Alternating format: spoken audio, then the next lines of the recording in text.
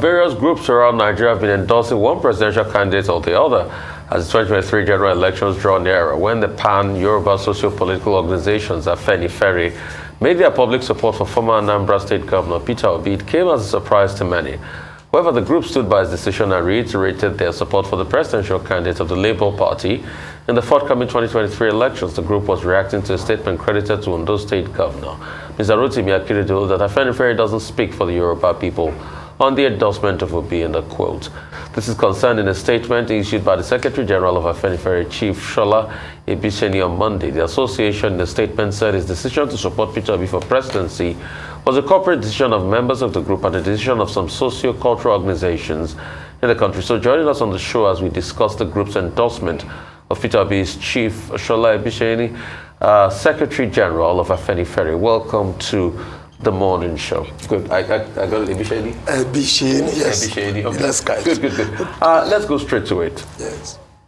Governor Akeredolu is saying Afenifere doesn't speak for the Yoruba people. But Afenifere has made a bold move by supporting Peter Obi in line with his mandate for Igbo presidency. And that's the argument of the Afenifere. What's your take on this? Well, thank you very much, Rufai. The Afenifere is not just a social cultural organization or a social club of the Yoruba people.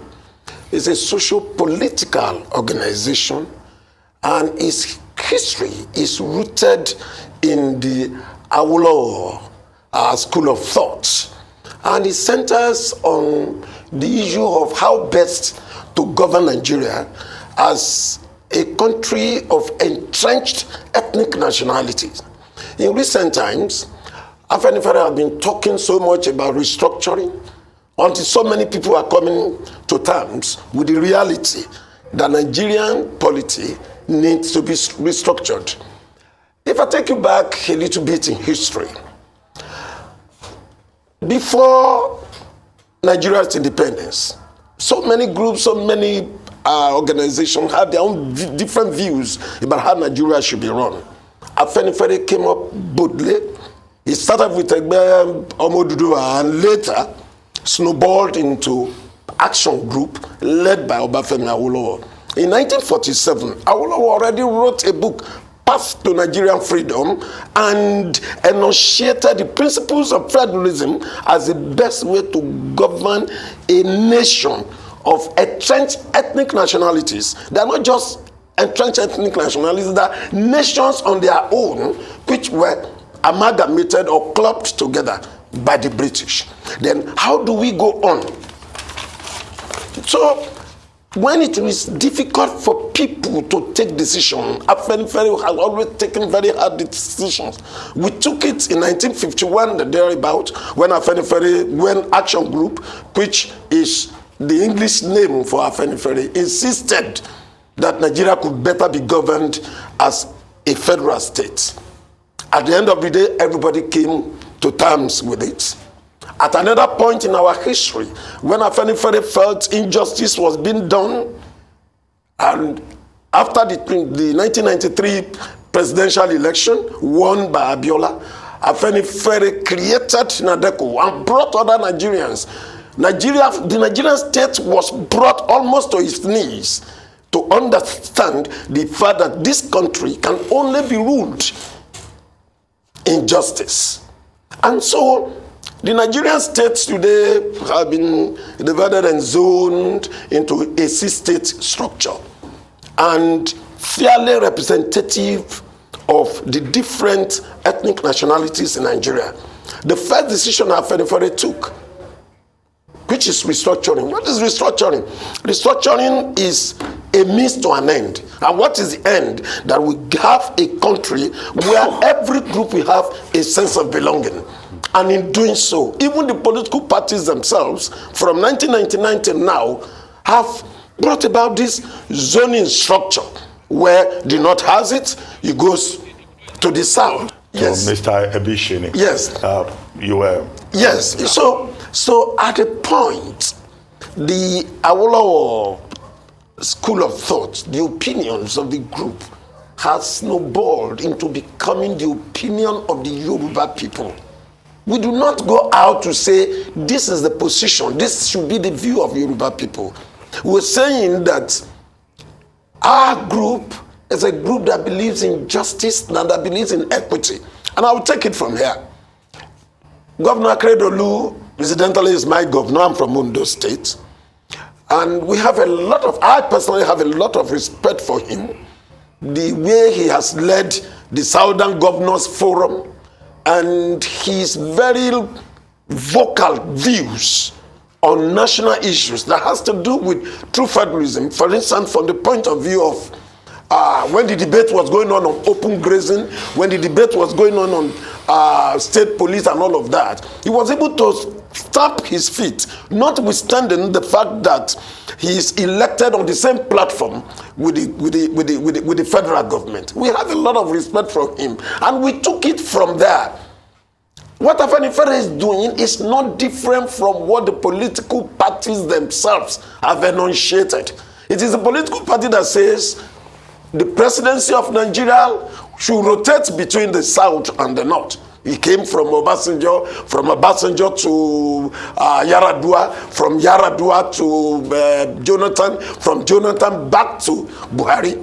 And the governors met in February under the leadership of Akredolu in Asaba and say, for equity's sake, the next president of Nigeria must come from the south. And on the 30th of May, that same year, 2021, the Southern and Middle Belt Leaders Forum, of which Afenifere is one, and Chief Edwin Clark is the leader, deputized by the Afenifere leader, Chief Ayu Adebanjo, we endorsed what they said.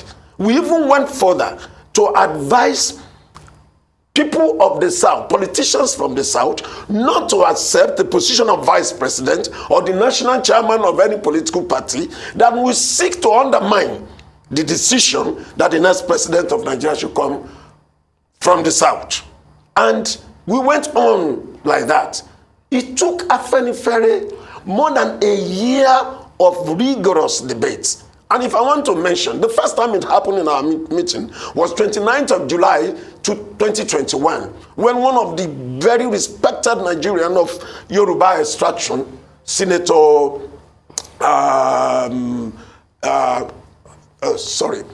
that's our senator from Ogun State, who midwife the 2014 National Conference, Senator Okuromu. And he came to Afenifere and said, look, we must start the process of deciding what our position will be. I just want to learn. Sorry, doctor. What I'm saying is that once that decision is taken, it was a rigorous debate for over a year. But you see, equity is an unruly horse. When you mount it, you don't disembark midway. It takes you to the very last, which is justice. So the same principle that precludes the North from still having the presidency after 8 years of Buhari is the same that precludes any group of the South from having it when there is still another group that has not had it. So it was based on principles of justice. Mr. Ebiseni, yes. This point about principle is well known. Yes. About North-South. Yes. Even about religion. Yes. But there are some persons who say that the position that Afenifere has taken is an anti-Tinubu position. Wow. Perhaps because of beliefs about his antecedents, relationship with the Yoruba establishment over the years. And you know that Yoruba saying, they say, this time around, Afenifere, which is supposed to be a socio-political interest group for Yorubas, is running away from that proverb, notorious proverb.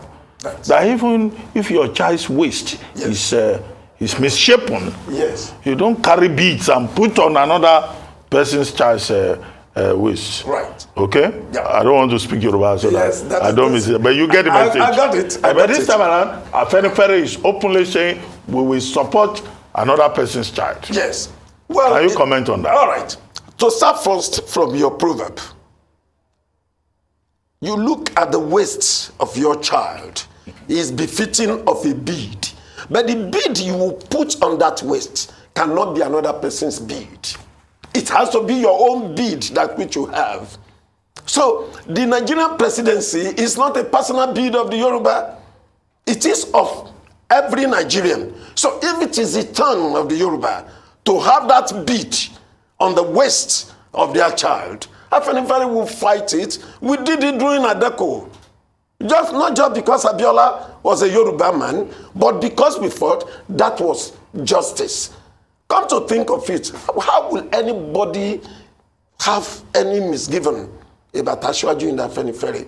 He is a member of the Afenifere, for crying out loud, and is one of the most respected Nigerian of Yoruba extraction. And going forward, he too is a product of the Afenifere.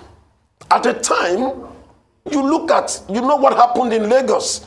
Even the leader of Afenifere in Lagos then, Ganiu Daudu, might not support his candidature as a gubernatorial candidate of the Alliance for Democracy, which was an Afenifere political party then. But there are reasons based on the same antecedents of his that you said, in terms of the roles he played, where Afenifere said, look, he deserves it more. So it has nothing to do with personality. It is, as a matter of fact, an issue of peace in the federation. That comes first. Before, let me tell you, Afenifere is not an apolitical organization.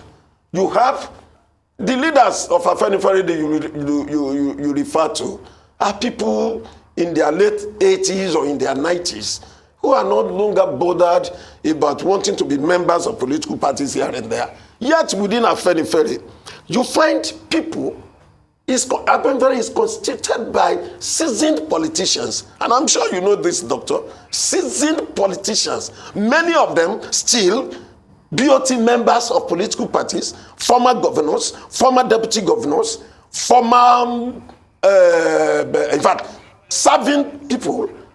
I'm a politician myself. I won't deny that.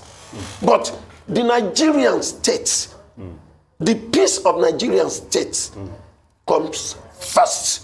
And mark you, for some time, people will come and say, oh, yes, I've heard people say Chief Ayo Adebanjo was speaking for himself. He was not speaking for Afenifere. That is not correct. For this, the decision taken by Afenifere took us more than a whole year. Sometimes rancorous, most time rigorous. And we do not even claim that, oh, it's a unanimous decision. Do you ever have any unanimous political decision? There are times when we said we were going federal in 1951, not every member of the Afenifere bought it. During Adeko, when Afenifere was championing the Abiola's position, some leaders of Afenifere were in Abacha's government. That did not stop Afenifere from taking a corporate decision. In this one too, it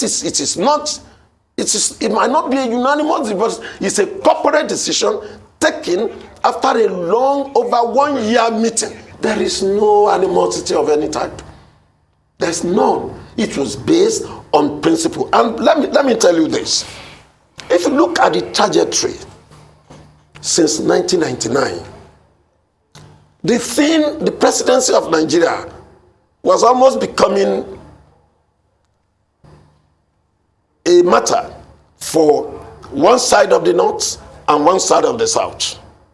What Afenifere insists on is a nation where every group will have genuine sense of belonging. Genuine sense of belonging. And we do feel and convinced that if power must come to the south, and we get to the south this time around, whatever stops the north from having it after 8 years should stop any of the zones in the south from cornering it.